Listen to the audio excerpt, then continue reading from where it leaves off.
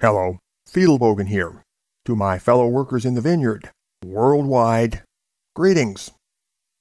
Today's talk is called Misogyny, a Feminist Production.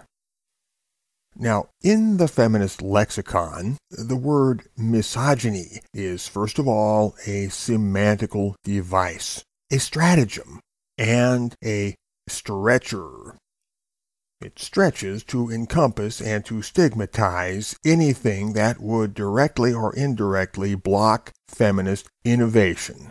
The feminists have had considerable success with this device, although not as much as they wish. They want to get as much artificial mileage out of the word misogyny as they possibly can. But in practice, they haven't pulled the meaning of it quite so far as they'd like, because there isn't enough fabric to do that without uncovering their intellectual chicanery in some other corner of the issue. But they keep trying. The feminists are hyping this word noticeably more than in years past. They have given it a special rank in their arsenal, and they appear to hold high hopes for it. To hear them talk, you'd think misogyny packed a megatonnage comparable to racism, fascism, anti-Semitism, or that Marxist-Leninist classic imperialism. Personally, I don't see what the hype is all about. All they're doing is fabricating a boogeyman. And yet, be advised, whenever they gob you with this word, they are shoving you into the same ballpark with individuals like Mark Lapine, or even Ted Bundy. In short, they are using slander to silence you, and they almost never offer any proof. They don't give a spit whether it's true or not, just so it forces you to shut your mouth. When you evaluate feminist behavior, it is a good bet to be cynical if you would hit the bullseye on a high order of statistical average. So I will offer you a cynic's definition of misogyny, or rather, I will cynically suggest to you what a misogynist is according to real-world feminist usage of the term itself. Misogynist, noun.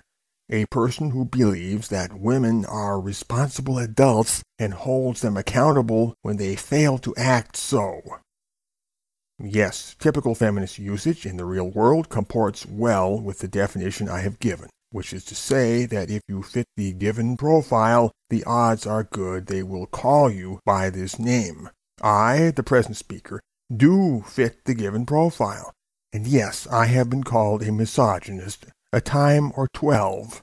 You may judge if this is throwing me the least bit off my stride. There is a fine line which separates bona fide woman-bashing from fair criticism, and my sport, if you will, is to play chicken with that line. But I always keep to the correct side of it. Now, the feminists would dearly love to recalibrate that line so far in the direction of abject male timidity that any critique of any woman, or of women generally, is ruled out of bounds. Finally, they wish to pull all opposition to their plans within the perimeter of so-called misogyny. I say they would dearly love this, although the outcome has eluded them in practice. But I consider it an exercise in political hygiene to stay on the cutting edge of the battle by crowding the zone and choking it to the very last centimeter. They want to push their envelope as far as they are able, so I push the opposing envelope with all of the audacity at my disposal in order to block them and cancel their energy. Considering the phenomenal audacity of feminism itself, one fights fire with fire. Misogyny. Even with the best will in the world, this term remains operationally unclear.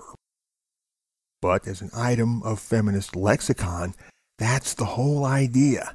It is meant to trigger emotion and nothing more, being little better than a handy-dandy smear word. And whoever would make it a political pejorative is either dishonest or mentally lazy. In truth, the word sounds like clinical terminology, and so ought its usage to be constrained. because certifiable misogynists are a rare class of humanity. Most of the so-called misogyny that you'll hear from people like MRAs is merely an artifact arising from their lack of rhetorical discipline, their emotive use of language, their want of concision, even their want of wit. They are like oxen, cavorting on the high crags and ledges where only mountain goats ought to venture.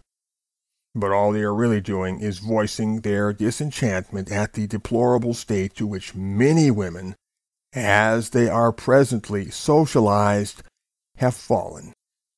And I must in good faith acknowledge a kernel of truth in their observations.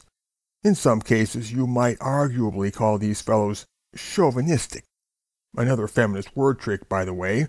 However, chauvinism is a separate item. It is not the same as misogyny and must not be conflated with it, even if it often accompanies it. Now, to deplore the existing state of women, as to deplore the existing state of anything, is to admit the possibility of pathology in theory and call attention to it in the event. And calling attention to a problem is the first step towards solving it. Am I right? Furthermore, it is a sign that you care, which is more akin to love than to hate. Wouldn't you think so? So, if there should be an outbreak of feline enteritis in my town, and I were to remark upon the prevalence of diseased cats, would that make me a cat hater? Or, if the case involved Dutch elm disease, would it prove that I hated elm trees? Misogyny is said to mean hatred of women.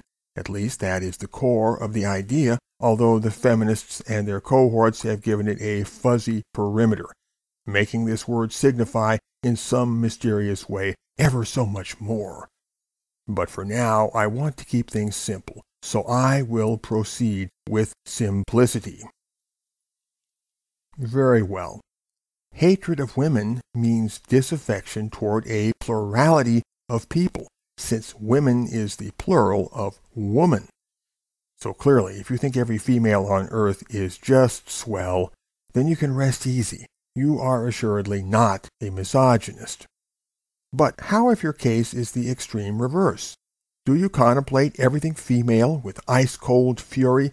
And do you spit like an angry cobra any time a woman comes near? In that case, I think it is safe to call you a misogynist. I can't honestly think of a better name. So between those outside field markers lies a continuum of possibilities, and the more thoughtfully we investigate this continuum, the more difficult becomes the question of who is or is not a so-called misogynist. Finally, the idea itself becomes so thoroughly problematized that no entirely coherent understanding of the word is even possible. Such is the outcome of our investigation. A moment's thought makes clear that the extreme cases noted above are, for all their polar opposition, equally irrational. Either possibility bespeaks a suspension of critical powers in favor of an extraordinarily peculiar monomania. By contrast, a healthy person of robust intellect allows that the human fabric is not morally monolithic and does not flinch to behold human beings in their flawed diversity or to draw distinctions of a judgmental character. Feminism harbors man-hating at its core, and it seeks to rationalize this. So the feminists have adopted the idea of woman-hating in order to invert their own hatred of men and project it onto the non-feminist world. They aim to provoke the exasperated anger of non-feminist men in order to prove, quote-unquote, the existence of misogyny as a societal pandemic.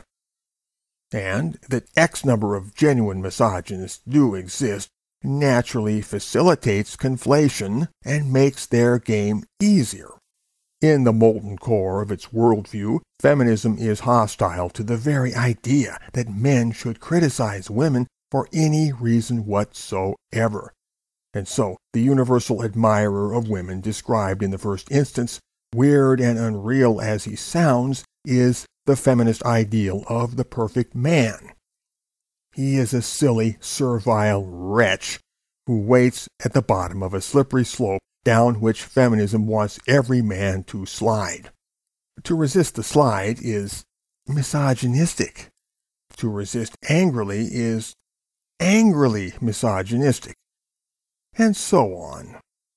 Therefore, it becomes marvelously easy to find misogyny everywhere you look, and if not, just goad somebody into it. Misogyny is an accusation flung far too casually by the feminists and their cohorts. For example, it is plausible to suppose that a misogynist dislikes the majority of women, yet makes a few exceptions. But if a man should dislike certain broad categories of women while leaving equally broad categories unscathed, then the case becomes problematic. So where must we draw the line? The questions go on and on. The ratios and permutations never end. However, the organic drive underlying all feminist innovation is to gradually squeeze all male opinion into a corner where all independent judgment within this realm becomes virtually impossible. Crudely stated, the feminist worldview will ultimately accommodate nothing short of abject pussy worship.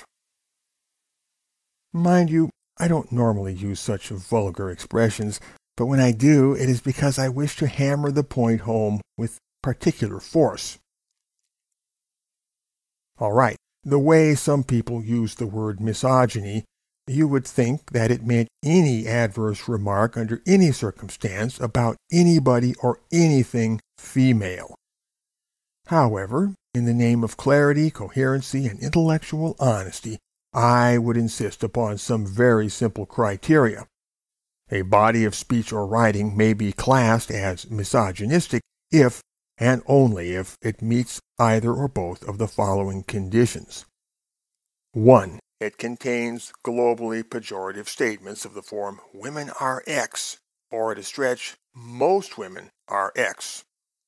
2. It consistently depicts females in a negative light while expressly calling attention to their femaleness. In the above protocols, I have solved the entire problem.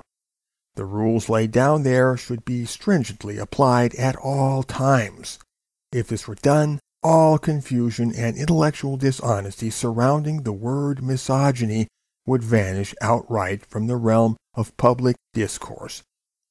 No more feminist chicanery would be possible. Mind you, the test would not infallibly identify every possible misogynist as an individual, for admittedly some might escape the net. What the test would do, however, is demarcate the bounds beyond which the quest for so-called misogyny would no longer yield dependable results, and would therefore fail a societal cost-benefit analysis. And this concludes Part 1 of the present talk. Part 2 will be given in the recording which follows. Fiedelbogen. Out, out, out, out, out, out, out, out.